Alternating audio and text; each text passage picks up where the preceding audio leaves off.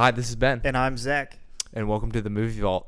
Today we are continuing on in our Paul Thomas Anderson arc. And we are going back in time 3 years from the movie that we reviewed last week. And we are reviewing Magnolia, which is the third film that Paul Thomas Anderson directed. It is, in the words of David Woodfield, and this is a plot summary. We're just going to knock that out of the way real quick because there's a lot to dissect here. In the style of Ripley's Believe It or Not, coincidence has played a part in 3 bizarre deaths during the past century. ... Jimmy Gator has hosted the popular kids show What Do Kids Know in Los Angeles for over 30 years. Stanley is the brightest of the 3 kids currently reigning on the show. And Jimmy is estranged from his daughter Claudia, and who lives in a cheap apartment. Claudia is hooked on cocaine. Donnie Smith had been famous on the Whiz Kid show on Jimmy's show for decades, and since being hit by lightning, he does promotional work for Solomon Bros, an appliance store, and dreams of getting an expensive set of braces for his teeth. Frank Mackey is a very successful motivational speaker. His aggressive seminar on dating is called Seduce and Destroy, and it is well attended by frustrated bachelors. Officer Keurig answers a call at a woman's apartment and finds a corpse in her closet. Affluent producer Earl Partridge is bedridden and dying of cancer. His beautiful wife Linda married him for his money. The quiz show kids are close to setting an all-time record. Stanley feels, who is the smart kid on the show if you already forgot, feels the pressure from his father to successfully break the record. Jimmy has learned that he has cancer and only 2 months to live. Officer Keurig arrives at an apartment where neighbors have complained about the noise. Claudia opens the door, so more characters crossing that haven't met each other, that are intertwined with each other.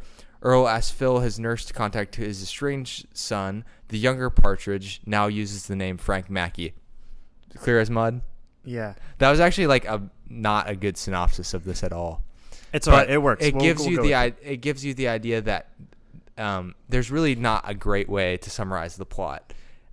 Basically, it's just a bunch of characters whose lives are intertwined in sometimes obvious and sometimes not so obvious ways that are revealed throughout the movie. Mm-hmm. And the movie is just a mirage or a montage almost of them just flipping back and forth between in different ways. It's definitely a mosaic. It's not really meant to be any straight linear pathway for each character. If you go on Wikipedia, you'll find a PDF outlining the relationships of all, I guess, there are 11 main characters, and they're all kind of interrelated. Phil nurses Earl, Linda's married to Earl, who cheats on blah, blah, blah, blah, blah. Stanley's a contestant in the show. Earl produces the show, blah, blah, blah. So there are lots of relationships, and it's just there's lots to go on tangents about.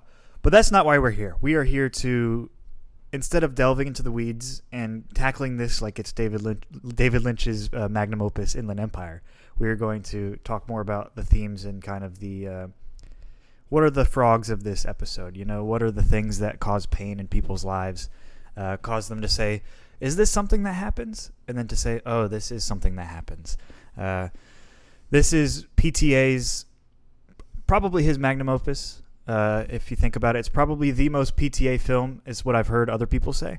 Not that There Will Be Blood isn't better than this film, but this is kind of maybe the most truest expression of his directing, and also probably the most personal film that he's ever made. I know a lot of this film stems from personal struggles that he had in his past and that he was dealing with at the time. His father had passed soon before he made this film, and you can really see that in Tom Cruise's acting. I think we can tackle it from a head-on view rather than a detail-oriented view. Do you think that's good?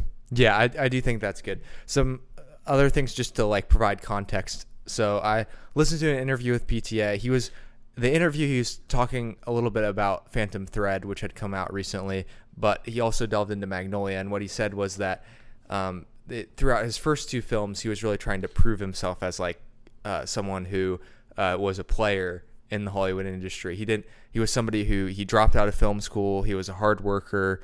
And Boogie Nights hit huge and was super successful when he was 27 years old, which is, I would say, very young for a director to have like a super successful movie. Like that's a quick pathway to success. His father was the voice of ABC, which I think you can kind of maybe like, so his father was in the television industry, which is like this show, or this movie has like this show as like a lot of characters are associated with. So it's not necessarily a direct thing, but like the people he grew up around, he described like his house as like his parents would have people over who like worked for the studio. Yeah. More in the behind the scenes, but he would have also known some of the people who were like main, bigwigs at ABC growing up. Yeah. But that didn't necessarily give him a leg up getting into the industry, because his dad wasn't like a super recognizable person as the voice of ABC. Like if you just saw him out in public, you wouldn't see him. But probably more of an advantage than a lot of people. Yeah. And he also says about Magnolia that he still hadn't quite, he was like the most overconfident he's ever been in his career. And now he has a better idea of like being a little bit more measured in his production. He said he wouldn't change anything. Yeah. Like he said it's kind of foolish to be like, oh, I would go and change all this stuff and something that's already like kind of a stamp in time. But he did say like the runtime is kind of insane. Like it probably didn't need to be 3 hours and 8 minutes. That's a great question to start on. Do you think there could have been something cut out? I think once you finish the movie, you appreciate its length, and it's difficult to see them cutting anything out because of how interconnected everything is. Yeah, like it feels like you need all of it to. But I mean, I'm not saying you dissect it like it's oral surgery. Like you rewrite it. Would you take a storyline out? I think it wouldn't hurt. Okay. I think it wouldn't be I don't think it would be a worse movie if they took out if you identified what you thought was the weakest character and you took out their entire storyline. Which is for you? I don't know that I've thought that deeply about who the weakest character is. I would say John C. Reilly's character. I don't think it was. I like him, but I think you can make an argument he's the weakest storyline. Yeah, I thought it was just, I don't know. Some of those the scenes, less interesting of the other ones. Of all of them. Like the entire scene where he finds the body. Yeah. Like that scene didn't have to be in the movie, probably. Like it doesn't really go anywhere. Yeah, it kind of builds up that it just sets he's him undervalued up to be with Claudia, and like he's awkward. Like he's a very awkward person. Yeah. So you get to know. It gives you time to get to know all of these people. You kind of need the length because of the ensemble cast. Yeah, I mean, I respect that. Like. And that's probably why it did well in his respect, because for the amount of ambition that the movie had, and like how it's an oddly like large epic movie for the nature of the plot, which kind of just centers around coincidences and like thinking about things happening. But then it also just delves into a lot of like really sad personal struggles in everyone's life, which gives you. It's a very real, honest movie. It's like, this is like things that people are dealing with, maybe not in these exact ways, but, drug addiction, imminent death. 2 characters are dealing with that. Yeah. Mistakes, regrets. Yep. Like not cheating, did I say drugs already? Yeah. Are you drugs multiple times? Are you okay? It prophesied, incel culture, like which must have already been around, but it only feels more prevalent today. Frank T.J. Mackey, basically the Andrew Tate of 1999. I was thinking the exact same thing, and just like, much more hair. Yeah, there's so many.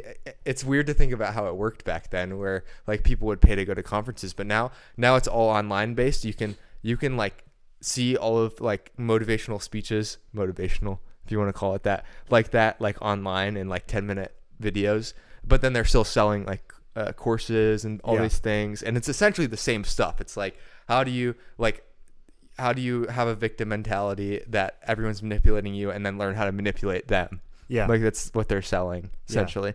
But you can see all this hurt in his life that has built up to this moment. Yeah, so it gives more context perhaps for how these people come to be. Yeah. It's probably best to do a head-to-toe assessment style review of this film. Like if that makes sense. Like go character by character. Sure. But also, let's start with the overall presenting chief complaint, which would be, what do you think the theme of the film is? The greatest theme? Because although all of these storylines are, separated, they do have themes in common. I would say, like, the things that stick out to me are, like, the themes of regret and,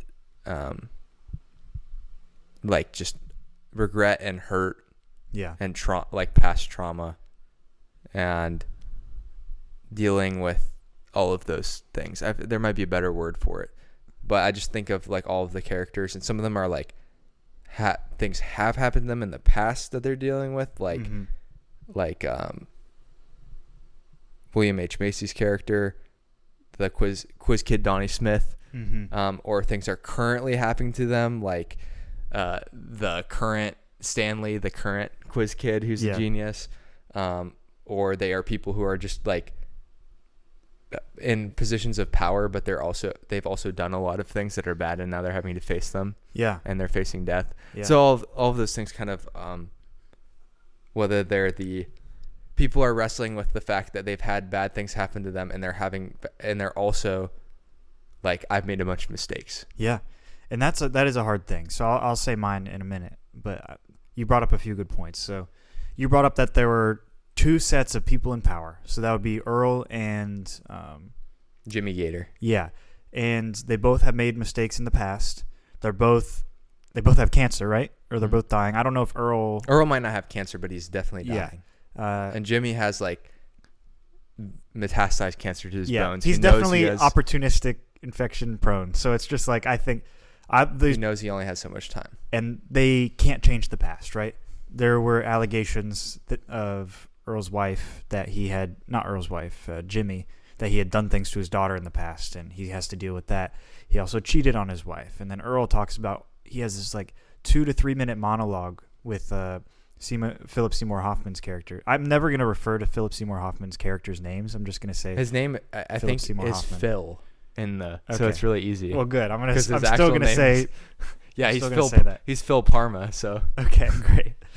The home pseudo nurse. I don't know what that's called. We're not really sure he's actually a nurse, but he's referred to as a nurse in the. He didn't have his badge on, so. Yeah, he never. We can tell if he's an RN, LPN, what he was. Yeah, he listens to Earl's kind of monologue about regretting cheating on his wife over and over and over, and leaving his son to take care of her when she got sick, and she eventually died, and then his son had to be raised by another woman, this other woman. So there's regret. That's a huge thing, because that's a tough thing even in life. Just the idea of, you've done something, it's hurt someone, and you can't take it back. You can't put the toothpaste back in the tube, right? There's no do-overs. Yeah. Words hurt, actions hurt, and you can't unhurt, That's the thing. And I think the chief complaint of this film is pain, I think. I mean, I just remember, I think we were like 2 hours in. I'm like, is this movie coming to an end? I was like, oh, there's still an hour left. And it's like going back and forth between people screaming at each other, crying, and, attempting unaliving, stuff like that. And, like, just back and forth, all, 7 different storylines of people who, hate themselves pretty much, and are being abused and abusing and, using and all these things. And even the person who maybe hates himself the least, which is Officer Keurig, John C. Reilly's character, he still has the gun. He's lost the gun. Things are going bad. He's in this, like, weird relation, like, maybe also, like, for all of his, he's, like, religious, and he has high moral standards. He's, like, in this, like, questionable relationship with, where he is actually kind of taking advantage of a position of power. And he even acknowledges it a couple of times. Like, I don't think I should be doing this, but I want to do it, type of thing. So everyone's kind of in that position, even the people who it feels like are the least in that position. Yeah, and you're right. He shouldn't be doing that, but he's kind of sweet about it and very, you could see an angle where he's not wrong, but then you could also see an angle where it could go very The truth is, he should probably not be doing any of that. He should not be in his position, but just pain in general. And pain between family members. I think that's a big one. So like Claudia and her father, Frank and his dad, and just the pain that Frank and Claudia feel because of the actions of their father, and just the inability to escape that in all areas of life. And then Stanley and his dad too. Yeah, exactly. And that's still more of that's an earlier stage, of course. He's still forming those things. And at the end of the film, he even stands up to his dad and says, you need to treat me nicer. And his dad's just like, go to bed.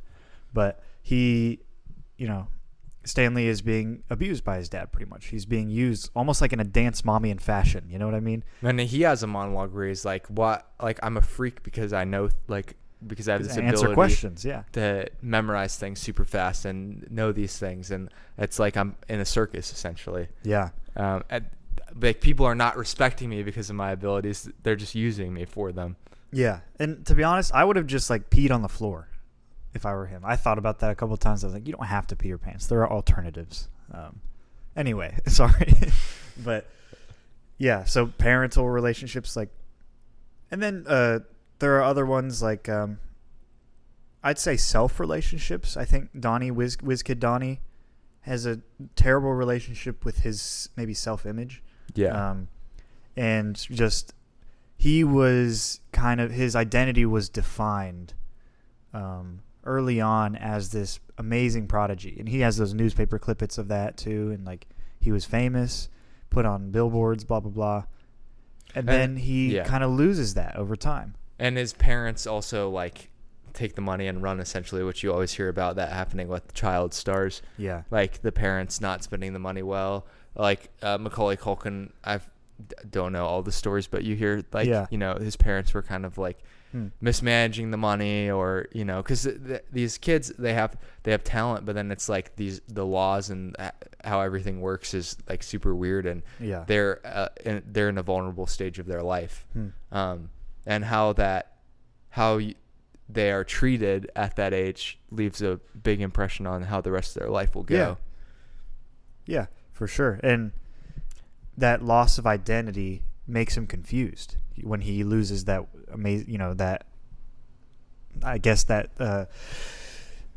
seeing himself as the greatest or smartest little kid that's ever existed. And then he finally comes to terms with like, oh no, I've lost all that. And he is at a bar with other people and recognizing like how lost he is and how broken he is and how he was trying to get, this guy to like him basically by getting braces. And then at the end of the film, which makes no sense. Yeah. And he's like, I'm sick and in love, and I'm confusing being sick and in love. And I love the other guy. I don't even know who the other guy at the bar is. That was smoking. He was the best. That was just like aggravating him. He was there. I mean, clearly he's written to be like, to give William or Donnie's a space to have a monologue. Like he's not just saying stuff into the air, but he's funny because, and then he's trying to like confess his love to the bartender, and he's over there with like money. Yeah. You're like, what is going on? What kind of bar is this? Yeah, I did question that at a few points, and I was just thinking like, if I had braces, I don't know if I would like a girl just because she has braces. You know what I mean? It's just like. And maybe it reflects that his development's been kind of stunted. Because of the. And that's another parental stardom. That's another parental relationship, and that just shows how important parents are, and father-son relationships, especially, and father-daughter relationships. So, I think there's so much pain in this film, but it's not the pain. Like, we're literally dropped right into the middle of the pool of pain in this film, right? So we're not really seeing how all we these want developed. the liquid morphine. By the time the film ends. Exactly. And it's just great. But it shows it infers how this pain has developed over the course of these characters' lifetime. And then when we're meeting them in this 3-hour chunk of their lives, why they feel so much pain. So PTA is correlating broken families, to be honest, like at the core of this, broken families with long-lasting pain. Generational pain that just like overflows onto other people and just takes everyone down with it. Like, that's the thing, it's cyclical, it's generational. And all of this all of the noise in the film about like the random occurrences and stuff, I don't know if those are supposed to point out that like are things coincidence, or are they just all like interrelated in ways that as one person you can't see. Yeah, and that's one of the larger themes, and that's why the frogs start raining at the end. Is, you know, when it starts zooming in on that painting in Claudia's house that says like something like, "But it did happen," right? So it's like PTA's father, he was, died, and PTA like couldn't come to terms with it and grasp it fully because he didn't necessarily know his feelings for his father, but it did happen. You know what I mean? Like, the idea that the frogs are coming down is like, no, this horrible thing or this confusing thing in my life that I can't even imagine would happen has happened, right? And then you don't know how to deal with it. And you kind of just are in this state of catatonia where you just stay still and wait and don't know what to think. And I think everyone in their lifetime has been like in that state, that catatonic state where you have no idea how to respond to something that's happening because of either how much pain you feel or, how confused you are, or surprised you are. And I think PTA is trying to encapsulate that feeling in this film. And I gave this film 5 stars and a heart. I thought it was beautiful. It was wonderful. I thought, I want to talk about Tom Cruise a lot in a minute. I thought that scene with him and Earl where he's like renouncing his father and saying that he hopes he dies and suffers, like, that's one of the most heartbreaking scenes I've ever seen in a film ever. Just because it shows like how important stability, structure, good families, models, role models, not models, are in a person's life. And the loss of that, PTA is able to express it in this film really well because he's experienced it himself. And to varying degrees, everyone experiences it. And everybody can relate to this in varying degrees. You might not be on drugs, but you can understand, what it is to maybe lose a family member. Or maybe you don't know what it's like to lose a family member, but you know what it's like to have a bad relationship with your father. Or maybe you don't know that, and you know what it's like to have a really awkward relationship or fail at your job, losing your gun. You know what I mean? So yeah, there's something for everyone here. And I think PTA honestly takes his own psyche, and Punch Drunk Love was about a psyche, right? It was about Barry Egan's psyche. PTA's taking his own psyche now and putting it into 11 different characters in this film. And each of them gets a little segment of his psyche to show, because you can't, you know what I mean? Like sometimes, sorry, I'm almost done with this stupid monologue. When you're in a state of catatonia, you don't know how to express it because it's not just one thing. You're feeling pain from many different angles, right? It's like acupuncture, and you just become numb. And I think Paul Thomas Anderson, the only way that he can express his complicated, pain-ridden psyche in a film like this is to separate it and present it by category. Yeah, I suppose otherwise you would just have to make a documentary about your life. Like that's the only way to do it. There's going to be no character that captures every aspect of what you're going through. That's why I'm not mad it's 3 hours. I think it needed to be. I agree. I think he is, hearing him talk, he is a perfectionist when it comes to filmmaking, which is no shock, shouldn't really be a shock because anybody who's considered one of the greatest. But it's also a shock because this is his third film. Yeah. He's probably, you're probably, any great filmmaker is sort of a perfectionist and can always see like they're always evolving and seeing different ways they can do things. But I think he's right in that, this really captured a personal moment in his life. Mm-hmm. And there's a lot of people, like I just went on a whole rant about Southland Tales last week. That is an example of a movie that is not short on ambition, but what it fails at is, for having a fairly long runtime that needed to be longer, like it doesn't wrap everything up in that long. I can't believe you brought Southland Tales back into this but podcast. Also this, the fact that this is a personal film and it really tackles like real things that every film viewer that is watching the movie is going to be able to resonate with. Like at some point in your life, you're going to have to deal with family members dying. You're going to have to deal with, like, even if it's not in your own life, you're going to have to deal with like a friend or somebody that had something happen in their family that's like very tragic, or something gets revealed that nobody knew about, or all of these different things. I've seen, I can think of things that have played out like around, and as you get older you only realize it more. Like if you grew up in a good house, you were sheltered from some of these things. And then you when realize, you're growing up, even sometimes within your own house, you didn't know until so many years later, Yeah. or like friends or families, and you don't realize how abnormal they are until you grow up, and you're like, yeah, that was weird, and I never thought it was and you're weird. around other people's families, and you see like, oh, this functions this way, and my family doesn't function that way. It's like, is that a good thing that my family doesn't function that way? Or, you know, you start to think about things on a grander scale, and you realize that like the level of pain and hurt in people's lives is much greater than you anticipate, and then you start to be like, well, what's going to happen in my life? I think that's what's happening with Stanley. Yeah, if it hasn't even happened yet.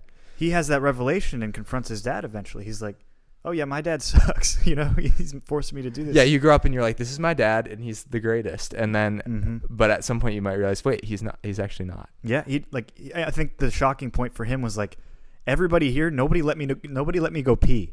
He's like, I'm a circus animal. I'm in the show, and I'm the star of the show, and yet I'm not allowed to go pee, which means I'm really a puppet.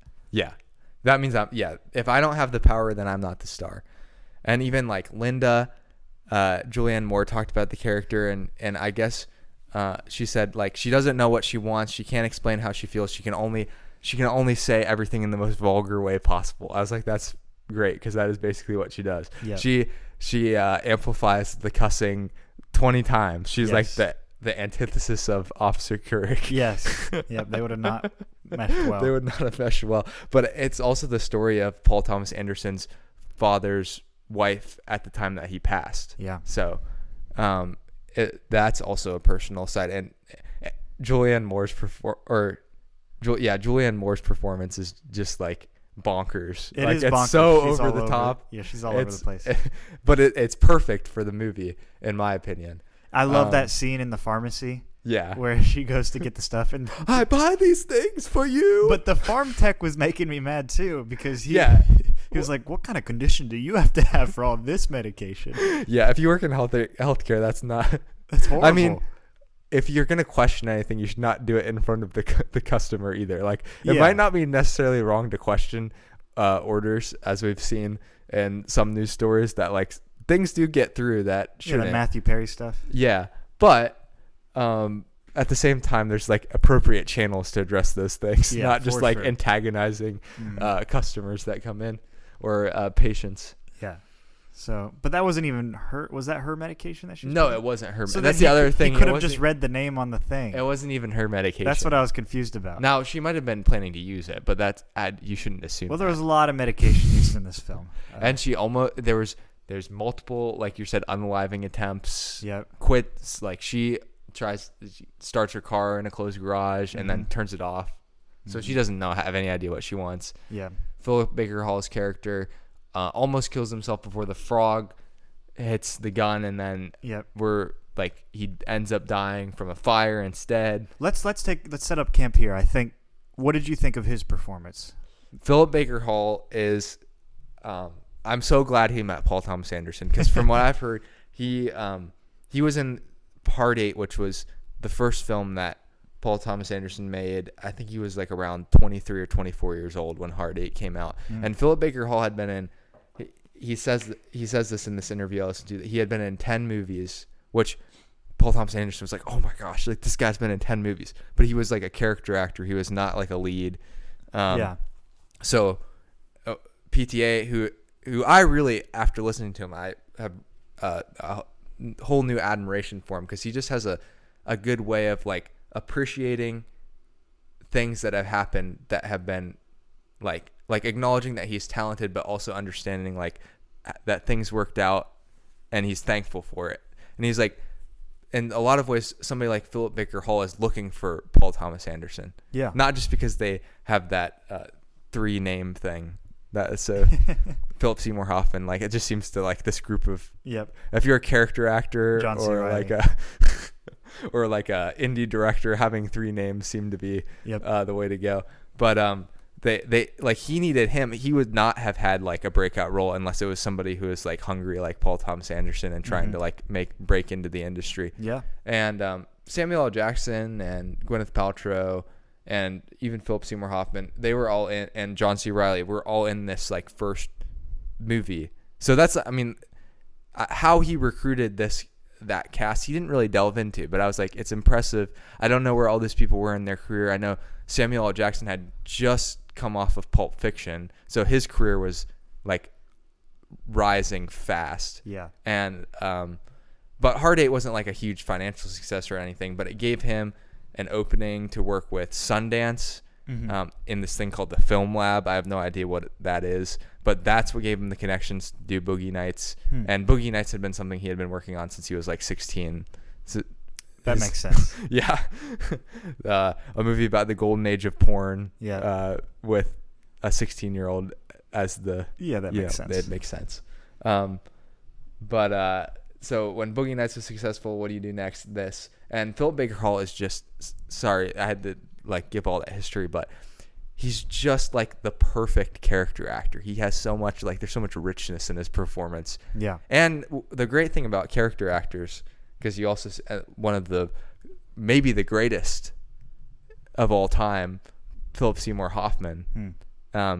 They can just play characters in a way who you're like, I would know somebody who's like that. Yeah. Like who has, maybe I wouldn't know a game show host, but like somebody who is like 60 or 70 years old. Yeah. And is respected in the community and has like a firm kind of voice. Yeah. But also Phil Baker Hall has this like kind of, he looks tired. Like obviously he had cancer in this movie, so like there's a reason why he looks tired, but he has this like, I've seen things and I've done things kind of edge to him as well. And all of this comes out not even in the like the way he like gives dialogue. It's just like the way he carries himself. Yeah, there's some gravitas to it, and he does a great job of playing someone with a few different layers. You know, he carries that pain of having that previous conversation with his daughter into that show, like right back to back. So he goes right into the show, and then him also like his health being on top, you know, his bad health on top of that, he's able to balance all that well and kind of show like some depth to his acting. But the other thing is, I didn't realize that. So I didn't, at the start of the movie when he's with Claudia and he's like, Claudia, I need to talk to you. I'm sick. You know, you think that Claudia is being irrational and annoying and that she's like, you know, the prodigal daughter. Yeah, like she's the cocaine addict. She's the one in the wrong. And she is with the cocaine. But then you realize, at the end of the film, you're like, oh yeah, maybe it's a little bit less irrational to be as freaking out as she was. And also, he's still not, like, yes, she had put herself in bad situations, but it still wasn't right of him, even without the history that's kind of revealed at the end of like the allegations that I think as the audience we're supposed to assume that he did them. It's weird. He keeps saying like, I don't know whether was he an alcoholic? Like, were there like foggy, like, I'm like, how do you either did it or you didn't do it? You're thinking medical, we give benefit of the doubt, but for a movie like this, he definitely did it. And it's like, the weird part is that there's a lot to dive into, because it's like his wife knows he did it. So then you're like, why is she like, where's she been? Yeah. Where's she, like, why did she like let this go until now? Like, she was waiting for him to admit that he did it? Well, like, I think that also, if they waited that long, it also shows their relationship, how uncommunicative they are. Well, you can tell that she's like, oh yeah, I know you cheated on me, and I'm not upset. I'm not mad about that. She wasn't mad about that. So you're like, okay, they're like, obviously this is like a sort of platonic relationship in some ways. Yep. It's like Bill Clinton and Hillary. But once he's like, so I wouldn't even say admitting, but like dancing around that he did this thing in his past, which, you know, is a appropriate thing to walk out on somebody for doing. Sure. I'm just saying that it's great. She keeps saying she like is the one who like confronts him about it, but she also waited like presumably like a long time. She was an accomplice. Yeah. So I'm saying at this point she doesn't really have the right to view herself on a higher ground, because if you know that something like that happened and you never confronted somebody on it, you're now part of that. The only thing I would question is, was she also a victim? That is a great point. So if she was a victim, instill some fear. If there was like fear or something associated or other things going on that we weren't revealed about in the movie, that would make sense, because in those kinds of situations, that's not necessarily shocking either. And, you know, Baker's obviously very grieved by this, and he tries to, you know, end himself. Then the frog hits his gun, goes on the floor, and he's, saved. But then it looks like the electrical outlet catches on fire. So we're maybe to assume that he dies in a house fire. Maybe. Yeah, because at this point, like he knows he's dying anyway. So his suicide attempt is, like to him, it's just like, well, now I face these things, and it's not like I've been granted all of this forgiveness at the end of my life. It's like people know that I'm a bad person, and now my life's going to end, so I might as well end it now. Well, that's another secondary. I think the main theme is pain. I think there's a secondary There's a secondary symptom, which is forgiveness. At the end, John C. Reilly says, what do we forgive? That's one of the questions he asks in his monologue. Because he was like, some people need to go to jail. Some people need to get help, and some people just need to be forgiven. Yeah. And he's like, it's hard determining those things. And there's this underlying, when he loses his gun, he prays. Mm-hmm. He's the only religious figure, other than there's the little kid who's the prophet. I don't know whether that somewhat has any religious undertones, but yeah. But it's interesting because when he says something like that, that kind of makes you. It's kind of like he's elevated himself to the position of God, and that he's like, do I forgive? Do I punish? Yeah. Do I let it go? Yeah. Do I get help? And he definitely assumes his authority very easily because he will walk into people's houses and then threaten to arrest them. I don't know. It just seemed maybe a little harsh, even with his nice tone. And I also think, the kid is, rapping at him and then, using bad words. And he's like, are you here to offend an officer of the, he's very assumptive of his role. So I think there is some haughtiness to that. Even when he's on the date with Claudia and he's like, oh, you just used those words. You know what I mean? Yeah. Or even when he addresses Claudia and is like, I'm not going to let you. I appreciate the sentiment of what he was trying to say, but I was trying to think whether that was really within his bounds to say that to her in that way. Well, granted, given that their relationship wasn't even there was nothing really established. And I don't want to go deep into this, but he is playing maybe a more ignorant cop. Yeah. And especially in the areas where he's serving. So it seems like there is some aloofness there, especially because his girlfriend is a drug addict and he never finds out. Yeah, so it's the most obvious thing about what's wrong is not the noise complaint. It's that there's probably fairly obvious remnants of cocaine. Yeah, and he ignores the little prophet kid, right? He just completely ignores him when he says, "I know who did it." So it's I don't know. I think the kid is 1,000 times more street smart. And a more aware cop would have been able to take advantage of that. Listen, I agree. So I think for John C. Reilly's character, although I thought his performance was all right, I thought his storyline was more on the boring side, and I would cut it out. But I think there is this interesting aspect of, I don't know why PTA put this storyline in there besides to maybe drive some plot points forward. But I also, what could PTA be expressing through John C. Reilly's character? Does it give Claudia it gives Claudia more of an opportunity to be to reveal things about her. Okay. And her to some extent. So is he just a setup character, or is he expressing some type of pain? But he does seem to be a major character for the film. Yeah. And the coincidence with running into Quiz Kid Donnie Smith trying to break into a building. Mm-hmm. And then I don't know, I guess I think he's supposed to represent the kind of every man feels like has good morals. He's a good guy. Everyone else in the movie is pretty obviously has very acute issues. He definitely has things he says he's divorced. Exactly. I think maybe he's put his identity in his job now rather so maybe than it's that to kind family.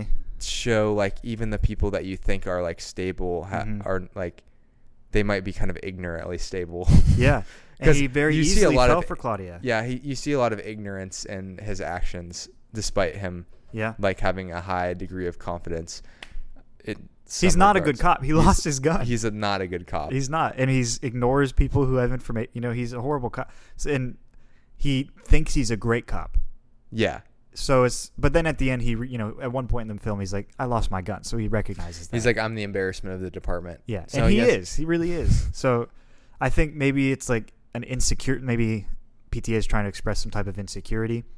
But when it comes to Baker's character, he essentially is this character that you like at the beginning of the film. He's nice to the kids. The kids like him. He's, sweet to his wife, tries to reconnect with his daughter. By the end of the film, you kind of hate him. Yeah, he's like the worst person. He's like the nasty worst guy. type of person because he puts on a face like he's Mm-hmm. a welcoming, kind person, and then underneath he's like has all of this. He's like the wolf in sheep's clothing. Like that's like you're like, at least if you're a bad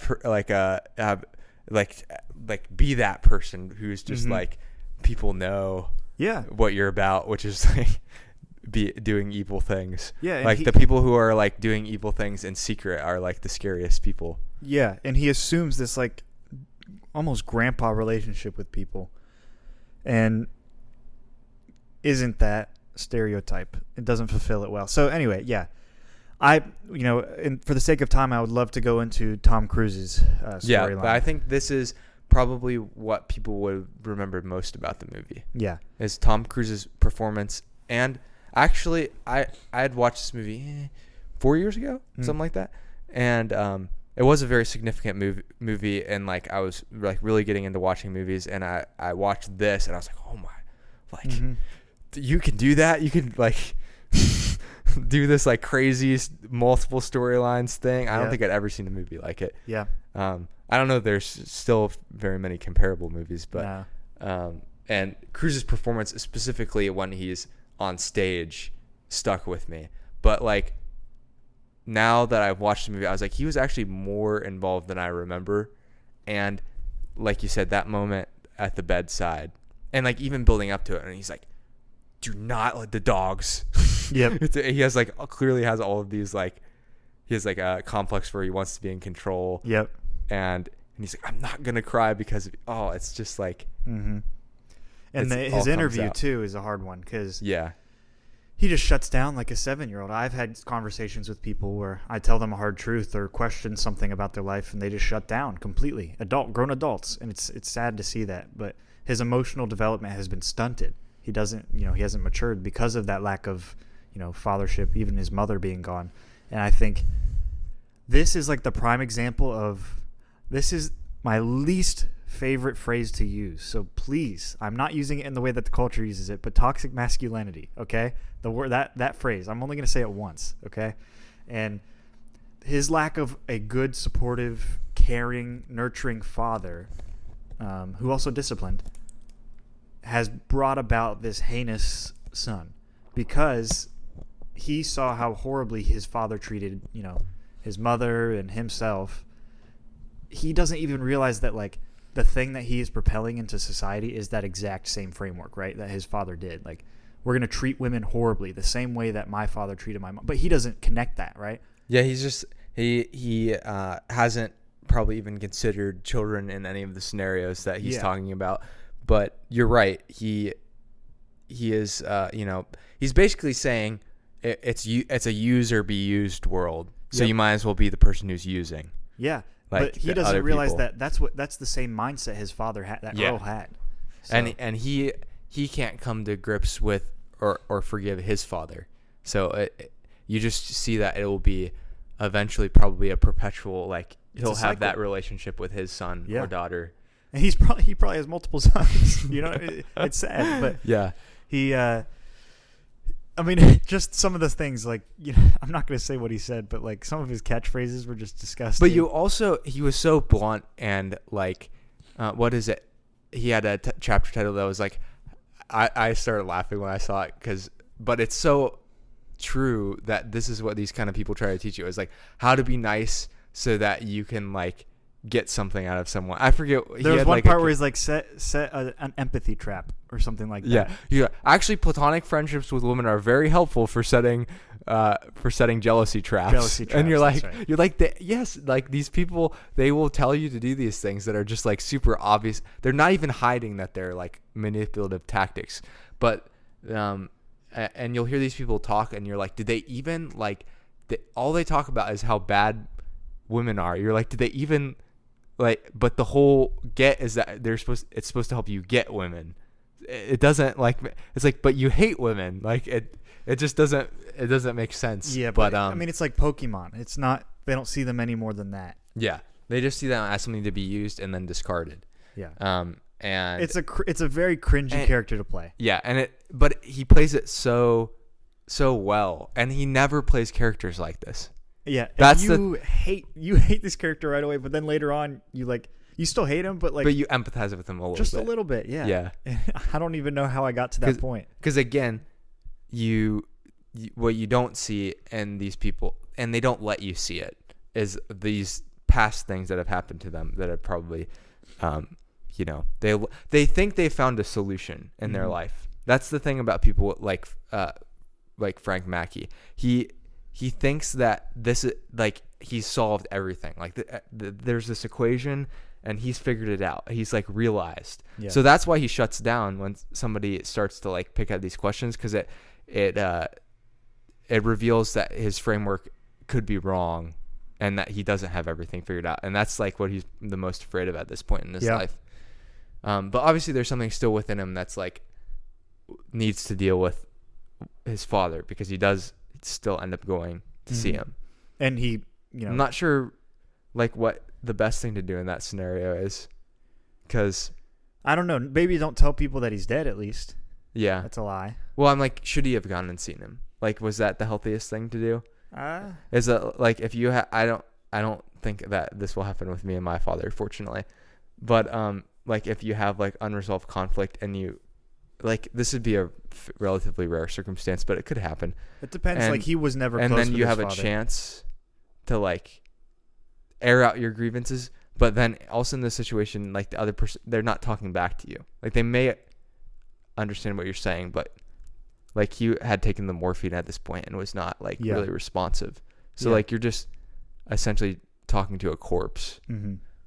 Like is that like a good way to resolve things, or does that just like make the conflict within you more? It doesn't really give closure, is what I'm saying. You can't. There's no blanket statement. There's no rule. Yeah. It would probably have to be like, you gotta be like, is it healthy for this person, and what are they gonna say?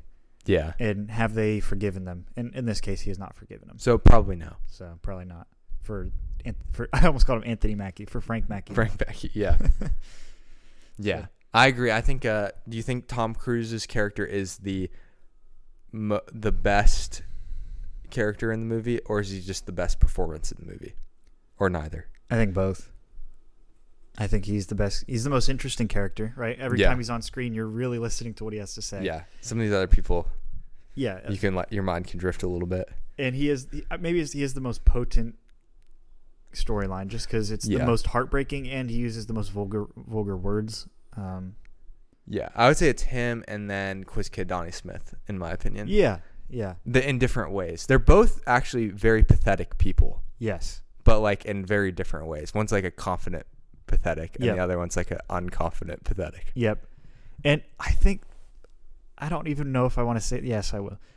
I see a lot of people that I know in Frank Mackey, not like what he's teaching, like not his ideology necessarily, but like, or they wouldn't at least say they agree with his ideology, but like, so maybe full of themselves, to where it makes them unaware and not even living in the real world at all.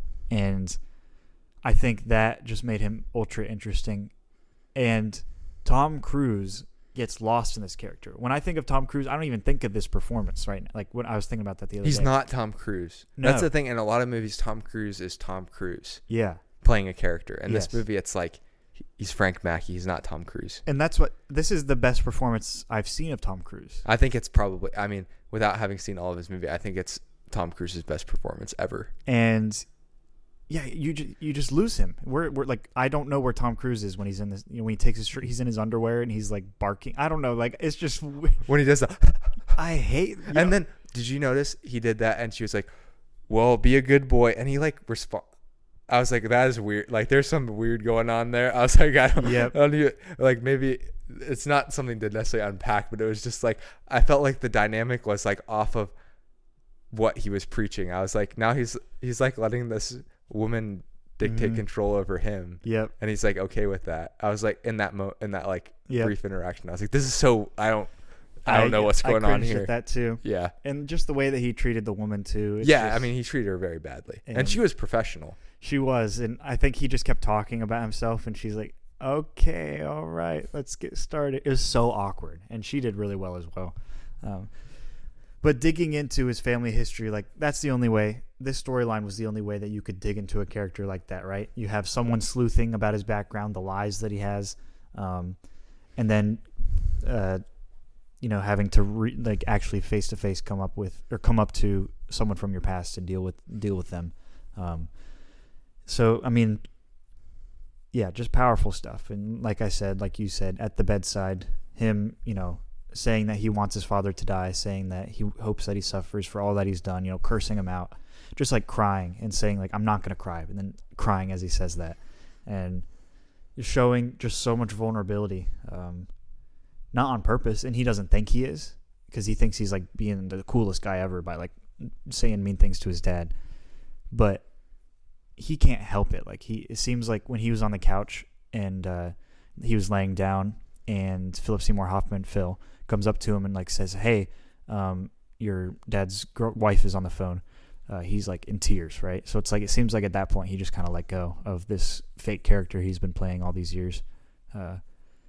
And that was the saddest for me, because the character that he's been playing is built around, like, the epicenter is his pain with his dad, and the pain of losing his mom as well, because they're connected. And just creating your whole personality based off, like, as a reaction to that never lets the pain go away. You're going to feel that pain every single moment, because your personality is built upon the foundation of that pain. So it's like he might have struggled the most in this film, if I think about it. And that's why it's the most powerful performance. And Tom Cruise plays a really, really good, annoying person. And then he plays a really, really good, annoying person who's struggling so badly. So, best performance of the film, probably his best character. Again, I'd have to see.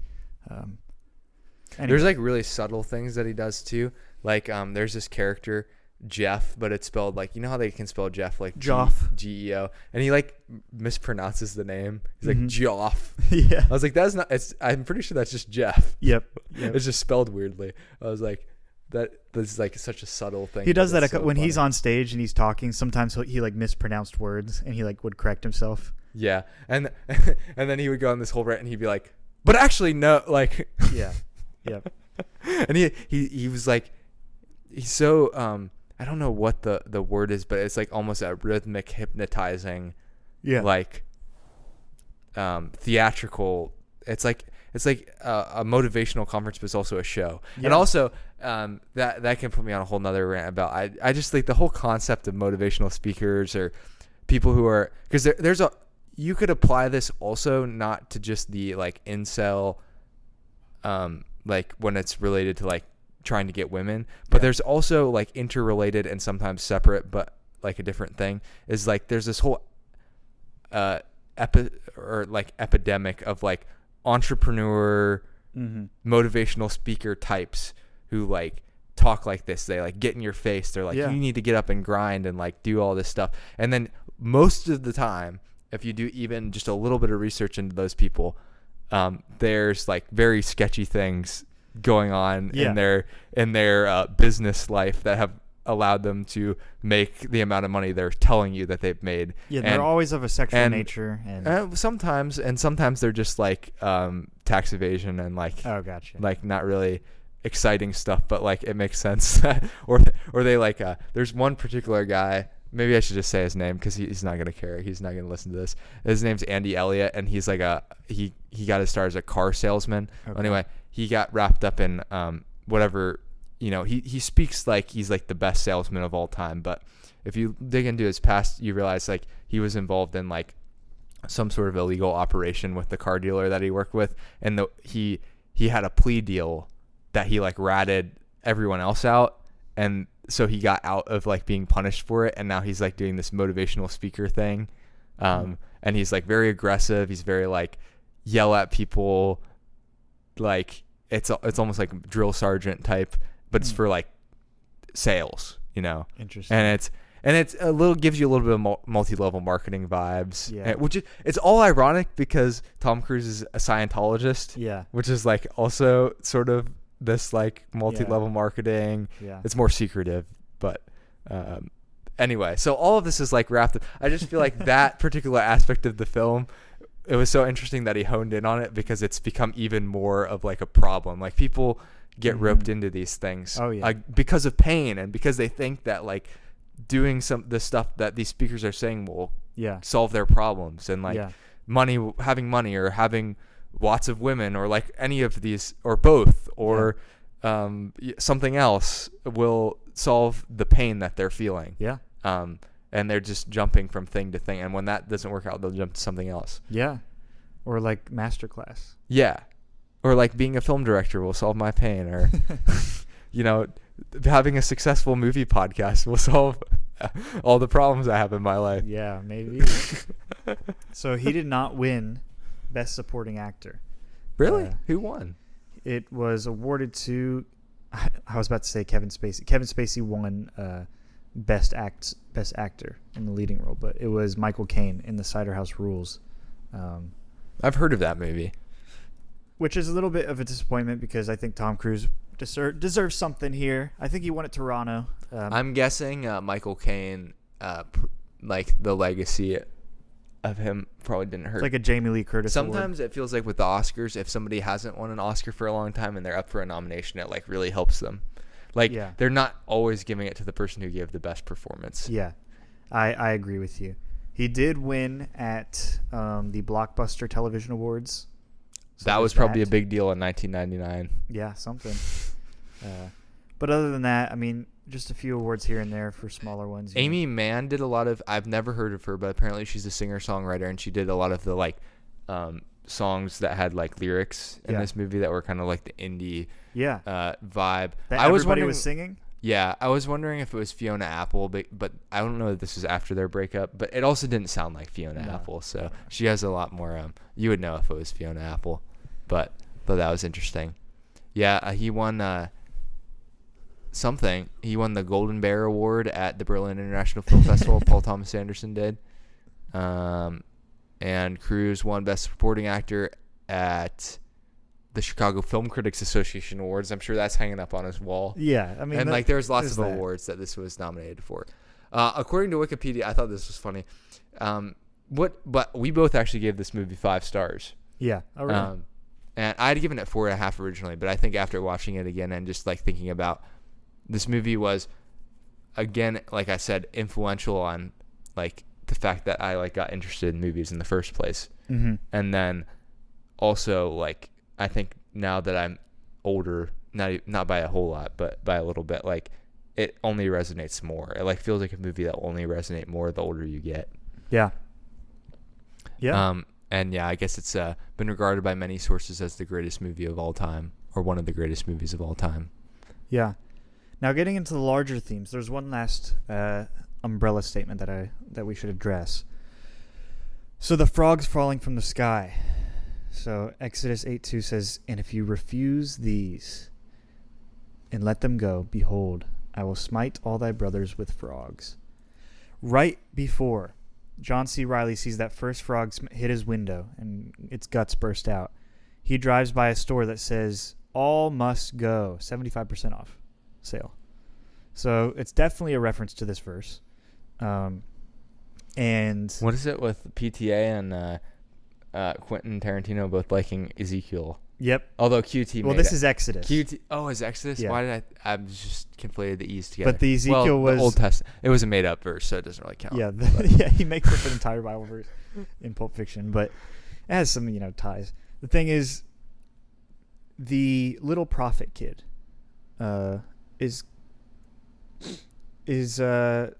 anyway, I'll just say this. There's a big theory out there that Stanley, the little kid, is kind of like Moses, where he stands up to his dad and says it twice, right? He says, "You need to be nicer to me. You need to be nicer to me." And that he's kind of standing up to children being abused by adults. And it seems like every storyline in this film has something to do with children being abused by adults. Mostly. Maybe outside of John C. Reilly and the other redhead girl, I forget her name. But I thought that was a very potent theme throughout the entire film. So the father issues that persist throughout the film is kind of this abuse of neglect for Claudia, Frank, Donnie, Stanley, and I guess Dixon. And they're not always like some of them, like with Claudia and her father, that's like really obvious. Like everyone would, like, if they knew about it, if it was revealed, they'd be like, that's child abuse. Yeah. And then it like ranges from that to like a lot more subtle to more like, this is a weird way to say it, but like culturally accepted forms of child abuse, like abandoning your child after a divorce is like, people wouldn't necessarily say that's abusing your child. Yeah. But like in the way this movie plays out, you realize it like is a form of neglect. And you're like, well, he wasn't neglected by both parents, but then he had one parent die. Now he's neglected by his other parent. Like neglect is abuse. Like neglect is abuse. Yeah, I agree. And it doesn't mean like there's not a legal way to get around to where you're not illegally neglecting your child, but it's still wrong. And Earl's new wife plays a part in that, and John C. Reilly plays a part in that too, because he, doesn't necessarily solve all of his cases that well, and kind of plays a part in that woman's son still being missing, and like, you know what I mean? So it seems like adults in general in this film neglect children. And I'm not 100% sure how that connects to Exodus 8:2. But it's like, and I don't think this is the point of the verse. The point of the verse is contextual, right? Where Moses is saying, let my people go, blah, blah, blah. Whereas in this film, it's saying, like, if you don't let the children go, then the frogs will come. But the frogs are also to represent, like, the bad things in life that happen sometimes just happen. And like that like even if you don't believe in coincidence, like you believe that things can be perceived as coincidence to us, and it's just like sometimes we don't have our brains are too small to be able to just like understand all of these situations that happen. Because our brains need to be bigger. That's the solution. Yeah, if we just had bigger brains. No, because we're only one singular person, small little person on a big huge planet. 100% agree. And it's interesting because going back to this interview, Paul Thomas Anderson talks about he has 4 children. And like we said on the last episode, we keep giving him laurels. We don't know him personally, but he is had kids with all the same women. He's married, has been married since 2000. Is it all the same women? All the same woman. Yeah, he has 3 wives. And they're all the same. No, he's been married to the same woman, and he describes like his relationship with his kids. Like he will go down and write, and then they'll wake up. It seems like and he was pretty frank about. He was like, yeah, I mean, people in the film industry, like directors, are away a lot, and then they have these like families with they get close with like all of these strangers, and then by the end of a shooting, they're like close, and then they have to go back home, and their family might feel like they weren't supporting them in that time. And he said cinematographers have it even worse because they're always going from shoot to shoot to shoot. Yeah. And he was just like very real about that. And he wasn't saying like he's necessarily better than or like has a magic formula of how he does it. That's like he's perfect. But it just seemed like the way that he has set up his family, he's like learned lessons from the period of life they went through with Magnolia. Yeah. And he talks. Again, I started when I was listening to him, I was like, this guy is like I almost am like ready to just say I like him better than Quentin Tarantino. He has a much better personality than Quentin Tarantino. He's a much better interview. Oh yeah, because he actually like respects the person that and participates, and he's not always trying to just ramble off about 17 movies that no one's seen. Yep.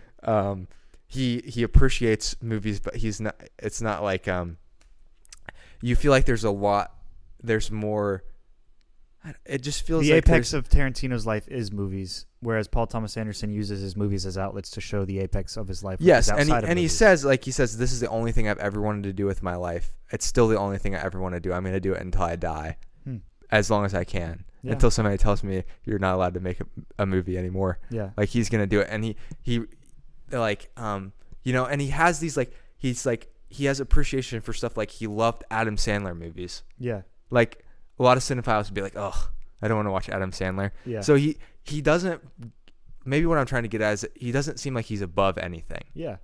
Even with working with, like, and they asked him, like, what was the greatest acting performance you've ever seen? And he was like, Philip Seymour Hoffman in The Master.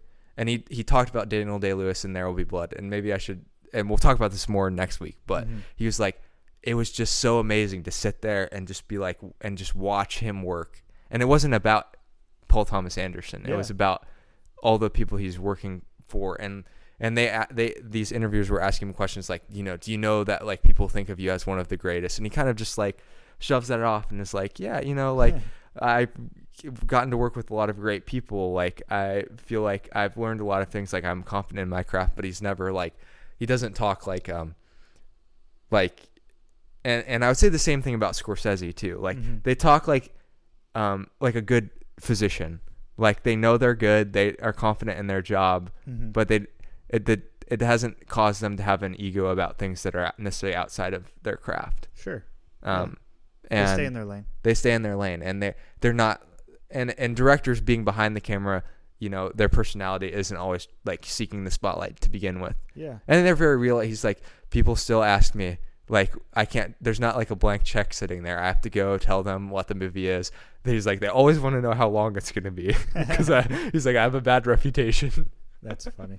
I was like, just things like that. So again, it's like the highest praise I can give to someone without, like, being able to give them the vote of confidence to actually know them. But for sure.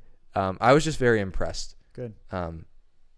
With how he carried himself. And I feel like if you're a young filmmaker, he'd be a good person to model yourself after, to just be like, maybe he was a little, like, every filmmaker has to be a little crazy to be like, this is the only thing I'm going to do with my life. I have no second options. Yeah. Like, that's kind of a crazy way to live. Yeah. But it's the only way that you even have a chance in a lot of situations. Yeah. And a lot of people have that mindset and don't succeed. Yeah. And that's just the way that, and then that brings us back to pain. But hey, but you're right. Humility will take you far, I think. Yeah. In a director. So, and this isn't just about, Magnolia. This is also a PTA arc. So PTA, props to you. If you'd like to be on the podcast, let us know. I was actually thinking that. I was like, maybe I'm crazy, but I feel like, compared to some people, the issue would be, it would be hard to get in contact with him. Yeah. But I feel like if you did, he wouldn't necessarily, he might be too busy or something, but he wouldn't necessarily, like, brush you off just because you were, like, a nobody. Yeah. It doesn't seem like the type of person that is like that. Yeah. Like, there might be, like, the reality of business, but yeah. Yeah, he seemed like he'd be a cool interview. For sure. He would be our biggest interview ever. Definitely. Him and then Leah. Yep. In that order. It'll be right up there in the Zach versus Leah episode. Yep. And then Bernie. Yeah, Bernie Rao. Leah. Exactly. Or PTA, Leah, then Bernie Rao. Imagine PTA like producing a Bernie Rao film. What if we set that up? Killer Sofa 2. Like, I feel like again PTA wouldn't just brush off Bernie. Yeah, he wouldn't. But anyway, do you have any closing thoughts for this film, Ben? What was your biggest takeaway the second time? My biggest takeaway the second time, because I wasn't surprised by the twists or anything, was just how how overwhelming the onslaught of pain and suffering was, and how you really had to search for the glimmers of hope in all of it. Well, you're also older, so I'm sure you understand a lot of that pain better. Yes. And it was also a little bit more relatable to my career than it was 4 years ago. Yeah. Actually. Because in my job, I do work with cancer patients on a daily basis now. So a lot of that is, like, very relatable. Yeah. And it has, like, forced me to think about things about, like, end of life scenarios a lot more. Yeah. So than maybe the average person would. Yeah, definitely. I would say to the listener, maybe as a final takeaway, think about the end of your life before it happens. Pushing it off doesn't always create circumstances like we saw with your abandoned son yelling at you. Yep. Because you waited till the end of your life to address it. Like, he was the one who wanted the phone call to be made. Yeah. So he did want it addressed, but he just waited till the very last second. So Yeah, and also don't wait. Make decisions before you are in a state where you can't make decisions anymore, so your family doesn't have to fight over it. Yes, That's and another great you're piece also of you're advice. taking you understand you're taking a huge weight off of your family. Mm-hmm. Anyway. Off my soapbox. Yeah. What was your final takeaway? No, I loved it. I think it just resonated with every character. I loved it. I don't know. 5 stars. It was. Roger Ebert said something like, He basically said like, I don't care what people say. This is one of those films that I just love. And I think he didn't. He said it in a more artistic way, but I completely agree. Yeah. I don't even know. There are some elements of this film that I don't even know why I like it, but I do. Yeah. I really think that what Roger Ebert is saying is that, like, from a technical standpoint, you probably could make criticisms about the movie like we did. Like, we were like, oh, you could take out this. But, like, at a certain point, if film is about feeling, and again, it's an art form. So anytime you make a technical argument, it's like, what defines something as technical anyway? Like, if it works and it causes and evokes all of these things, and it even came to like a fairly satisfying, in a strange way, conclusion, then there's not much to criticize. Yeah. And who are we to criticize? That is also true. Yep. Well, now maybe, and since we reviewed 120 films minus the boxing fight that we reviewed. That's right. That's right. I forgot about that. Like, we're a little bit closer to being experts. Yeah, we're we're pretty 1% over the course of 4 years. Yeah. Yep. So over 396 more years, we will be 100% good critics. Yeah. Once we've seen every single movie multiple times, then we'll be good critics. Yeah, I agree. Well, contact Hedman England Agency for all of your pain needs. By pain, I mean house, car. Or do what I'm saying and think about things ahead of time. Oh, yeah. Maybe it's a 614-486-7300. 614-486-7300 and tell them that Ben and Zach sent you. We've had now a few of you go to them, which has been good. So keep doing that. Yeah. Give them all your money. In fact, pay more than what their rates are. You know? All 5 stars on Google, all 5 stars on Facebook. Yeah. So. And they're not bots. They don't hire bots. No, they do not. I don't even know if they know what bots are. You know? So just in life, be careful. All right. I'm going to close the vault. All right, close it. Oh, wait. Sorry. Do you have 2 more minutes? Oh, I do have 2 more minutes. False closing of the vault. I forgot about movie highlights. Movie highlights. I actually have none, so take it away. Okay, hold on. I have, this was like probably the busiest week of school so far, but I have 4, besides this film. So I have Nefarious. That's all I'll say. Deep Red. I watched it. It was good. The Prince of Persia, Sands of Time. Probably my least favorite Jake Gyllenhaal film, but all right. And A Hidden Life by Terrence Malick. Amazing. Recommend. Great. Wait, what? A Hidden Life, Terrence Malick. Okay. It's one of his newer ones, 2019. So that's all I got. All right. You can reclose it. All right.